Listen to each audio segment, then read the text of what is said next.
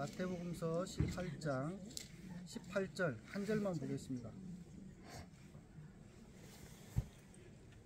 진실로 진실로 너희에게 이르노니 무엇이든지 너희가 땅에서 풀면 하늘에서도 풀리리라. 너희가 땅에서 매면 하늘에서도 매일 것이요 무엇이든 땅에서 풀면 하늘에서도 풀리리라. 이 성경 잘 아시는 성경 말씀입니다. 오늘이 종교개혁 508주년 기념주일입니다. 그래서 종교개혁주일 소풍 이게 잘 어울린가? 좀 생각을 좀 했었는데 그래도 원래 정한 것이니까 왔습니다. 하지만 이제 종교개혁의 의미를 그래도 한 번은 좀 새겨보자는 차원에서 말씀을 묵상하면서 준비를 했습니다. 종교개혁, 그러니까 508년 전에 종교개혁이 독일 마틴 루터라고 하는 한 수도사이자 신학자죠. 를 통해서 이제 도화선이 붙었는데, 잘 아시다시피 종교개혁 하면은 그때 당시에 왜 그 종교개혁이 일어나게 된 여러 가지 배경이 있습니다만은 종교개혁이 왜 일어났는가? 그 중에 이제 민초들의 큰 원성을 샀던 것 중에 하나가 뭐예요? 중세 가톨릭 교회가 흔히 이제 면죄부라고 하는데 면죄부가 아니고 면벌부가 정확한 번역이더라고요. 면벌부를 팔았어요. 면벌부를. 그 이탈리아 성 베드로 성당 있지 않습니까? 성 베드로 성당을 짓는데 엄청난 비용이 들어가죠. 그래서 이제 그것을 충당하기 위해서 면벌부라는 것을 판매를 했습니다. 면벌부가 뭐냐면은 성도들이 죽으면 연옥을 간다는 거예요. 연옥. 그 연옥에서 천국에 들어가기까지 대기를 해야 되는 거예요. 근데 그 대기 시간이 오래 걸립니다. 그 시간의 형벌이라 그래가지고 완전히 이 정화가 될 때까지 거기서 대기를 해야 돼요.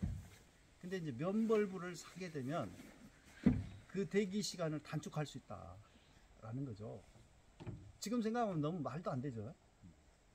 근데 그때 당시에는 굉장히 그게 진지한 그 사안이었고 굉장히 그게 중세 사람들한테는 엄청난 공포였습니다.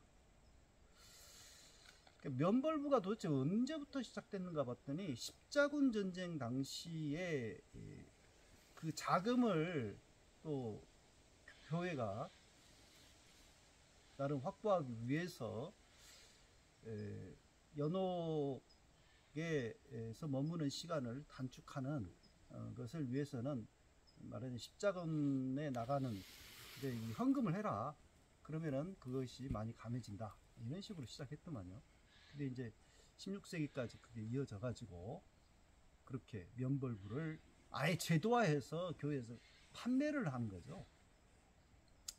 근데 이제 루터가 봤을 때 이거는 성경에도 나오지도 않은 것을 갖다가 교회가 성도들한테 쉽게 말하면 거짓으로 그렇게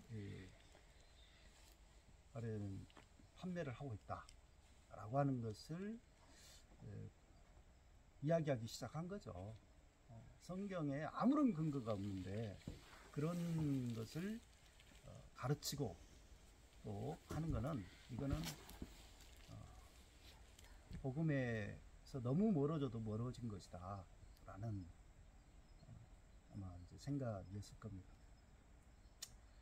실제로 뭐 면벌부에 대한 근거 이런 건 성경에 전혀 없죠. 전혀 없어요. 근데 그때 당시에 성경을 읽어본 사람이 몇이나 됩니까? 거의 성경은 일반 성도들은 읽을 수가 없었어요. 성경이 어떻게 기록되어 있는지 알지를 못하죠. 그냥 사제가 미사 드릴 때에 사제 정도, 사제들 신부들만 좀 그 라틴어를 아는 사람들만 소수 성경을 배웠던 그런 시대이다 보니까, 그것도 사제들 가운데서도 그렇게 성경에 대해서 깊이 있게 알아보고 뭐 그런 시대도 아니에요.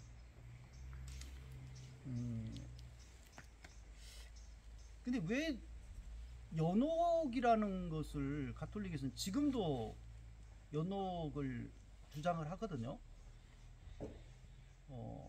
우리 개신교에서는 연옥은 아예 연옥이라는 것을 인정하지 않습니다. 근데 가톨릭에서는 여전히 연옥 관련한 교리가 있고, 또 고해 성사를 하죠.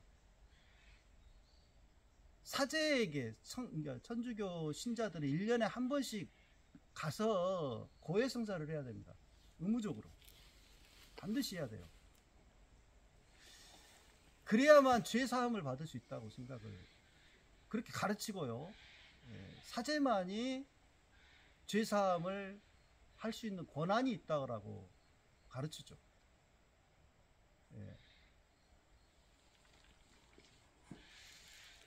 근데 처음에 그 연옥이라는 교리가 만들어진 게 이제 중세 한 12세기 경이던데, 나름 그 배경을 보니까 이해는 조금 되더라고요. 연옥이라고 하는 것이 그 중세 때 이제 뭐 흑사병도 있었고 전쟁도 많았고 뭐 이런 사람들이 이렇게 금방금방 죽을 수 있는 환경이 많았잖아요. 언제 죽을지 모르는 거예요. 그러면 이제 죽은 다음에 어떻게 되나, 이러한 어떤 공포감들이 엄습을 했고, 그런데 연옥이라는 것을 그 스콜라 신학자들이 체계화하면서 이게 이제 교리로 굳어지게 됐는데, 연옥이라고 하는 것이 있다. 그러니까 천국과 지옥으로만 되는 것이 아니라 그 중간 단계 연옥이라는 것이 있어서, 나름 연옥에서 머물면서 이제 회개와 자선과 금식과 또는 여러 그 뭐 성지순례를 한달지 뭐 등등 이런 공로를 통하여서 그를 아는 사람들이 그런 것을 그 죽은 사람을 위해서 해주면은 연옥에 머무는 사람이 이제 죄가 완전히 깨끗하게 정화가 돼가지고 천국으로 갈 수 있는 기회가 생긴다. 이렇게 하면서 많이 위로가 됐나 봐요, 그게. 그러니까 바로 지옥으로 떨어져 버리는 것이 아니고 나름 그런 어떤 기회가 주어진다라고 하는 것이 있으면서 상당히 그게 위로가 되는 것 같아요. 그래서 이제 연옥이 굉장히 중요해졌죠, 중세 때. 그리고 이제 면벌부가 그래서 설득력. 지금 우리가 들었으면 그냥 들으면 이게 말이 돼? 전혀 성경에 나오지도 않는데 이렇게 생각하는데, 그때는 그게 말이 됐어요. 그래서 이제 이어졌다라고 합니다. 그래서 이제 그때 당시에 왜 생겨났는가는 좀 이해가 됐고, 그렇지만 16세기에 와서는 이거는 성경에 나오지도 않은 것을 성도들한테 강요하고 있는 것이다. 루터는 그렇게 신학자니까 당연히 그렇게 알게 됐고, 이거는 분명히 반복음적인 내용이다 라고 했던 거죠. 그 말고도 여러 가지 이유가 있습니다만은, 아무튼 직접적으로는 상당히 무리하게 요새 가톨릭 교회가 성도들한테 말하자면 쉽게 말하면 혹세무민한 거죠. 그래서 그런 부분들을 비판하면서 종교개혁이 거세게 일어났고, 또 이제 민초들한테 큰 지지를 또 얻게 됐죠. 그러니까 좀 알아보니까 사제가 죄 사함을 선포하지 않습니까? 그리고 본인이 회개를 하잖아요. 그럼 죄는 용서함을 받아요. 거기서 끝이 아니에요. 죄가 용서받았다 그래서 끝난 것이 아니야. 예를 들면은 어떤 사람이 그 도둑질을 했어. 그래가지고 이제 걸렸어. 그러면 그것을 그 도둑질 피해를 입은 사람이 용서를 해줬어요. 그러면 거기서 끝나는 게 아니고 그 피해 입은 것을 변상을 해야 될 거 아닙니까? 그렇죠. 그것까지 해야 된다는 거죠. 그러니까 형벌은 아직 남은 거예요. 용서는 받았어도. 그것을 연옥에서 치러야 되는 거예요. 깨끗하게 정화가 될 때까지. 그래야지 천국으로 올라간다. 이런 겁니다. 시간의 형벌이 그럴 수 있는 거예요. 깨끗한 정화가 필요한 겁니다. 그것을 요구를 했던 건데, 그래서 사제에게 죄 용서함을 받아쓰는 것으로 그친 것이 아니라 이제 연옥에 머무는 사람들 완전 정화가 되도록 아직도 뭐 자선을 해야 되고 또 뭐 금식을 해야 되고 이런 것들이 필요로 하는 거예요. 근데 사제만이 죄 용서할 권한이 있다라고 하는 것이 도대체 어디를 근거로 그러면 주장을 하는 거냐? 베드로에게 예수님께서 베드로가 신앙 고백을 했을 때 예수님께서 너를 반석으로 삼고 너 위에 교회를 세우겠다. 음부의 권세가 흔들지 못할 그런 교회를 세우겠다라고 하면서 네가 내가 너에게 천국의 열쇠를 주겠다라는 이야기를 하시거든요. 그런 것처럼 이제 말하자면 베드로한테 특별한 예수님께서 그 천국의 열쇠를 주셨고 그것이 이제 교황을 통해서 계속 계승이 되고 있다는 거죠. 뿐만 아니라 그 부활하신 예수님께서 요한복음을 보면은 너희가 죄를 사하면 그 죄가 사해질 것이다 라는 또 말씀을 하시는데 그게 이제 사제들한테 말하자면 주어진 권한이다. 이 사도들의 권한이 사제들한테 이어진다. 그렇게 보는 거예요. 근데 마태복음 18장 18절 말씀 오늘 우리들이 아까 내가 낭독했던 그 말씀을 보면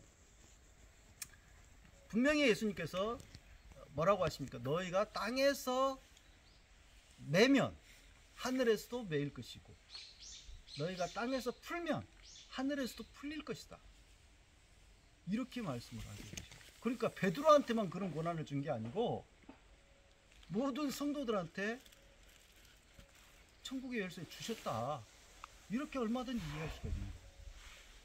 뿐만 아니라 야고보서 말씀을 보면은 너희가 서로에게 죄를 고백하라.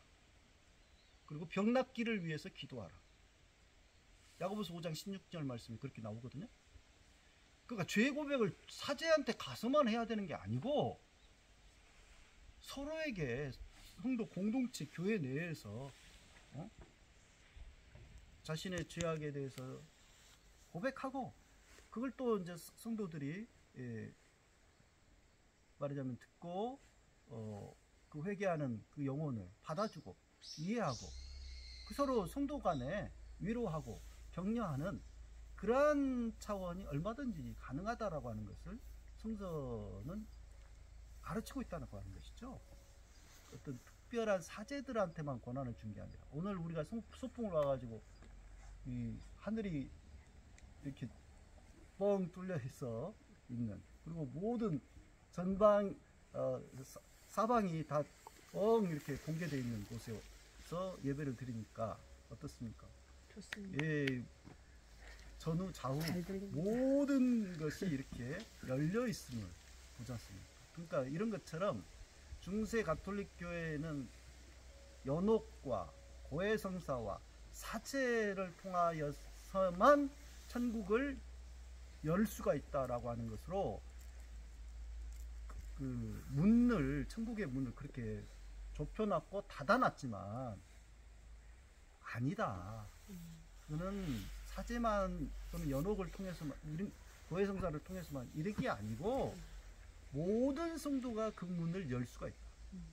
모든 성도가 들어갈 수도 있고 예수 그리스도께 우리가 죄를 고백하면 예수님을 통해서 우리들은 얼마든지 죄 용서가 가능하다라고 하는 종교개혁은 그 문을 열어젖힌 일대 놀라운 사건이었습니다.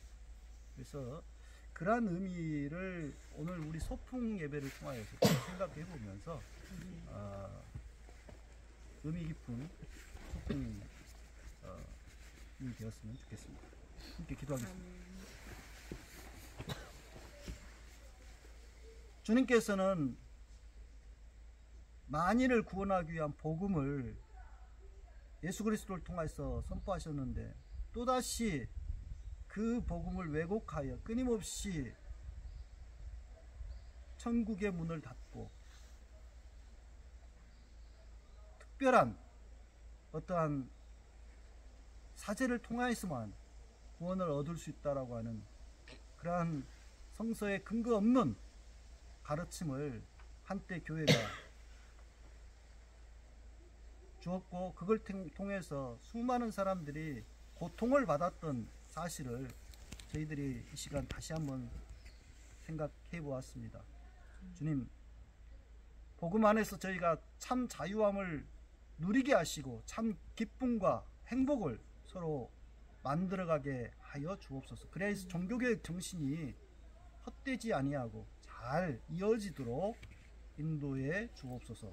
주 예수님의 이름으로 기도드리옵나이다. 아멘.